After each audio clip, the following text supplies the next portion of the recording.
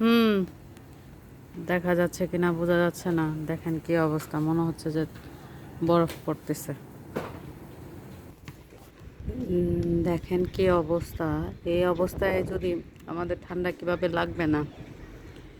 এই সময়টা খুবই খুবই খারাপ, কারণ গরম আসার সময় হলে এই দেশে এত তুলা উড়ে।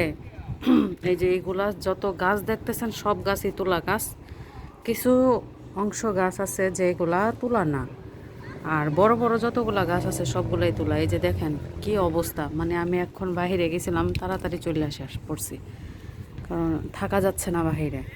এখন মানে আবার শুরু হবে মানে জ্বর, ঠান্ডা, সর্দি, কাশি, এই সিজন শুরু হবে এই তুলার জন্য। নাকের ভিতর দিয়ে যাবে আর শুরু হবে। দেখেন সবাই কি, তারপরও খেলতেছে পোলাপানে, কি করবে, কিছু করার নাই। একটু শেয়ার করলাম আপনাদের সাথে, দেখতে পারতেছেন কিনা আমি জানি না। যতটুকু পারছি অতটুকু আপনাদের সাথে শেয়ার করতেছি এবং বলতেছি। এই যে সামার চলে আসবে আসবে করে, হঠাৎ করে আবার ঠান্ডা পড়ে যায়।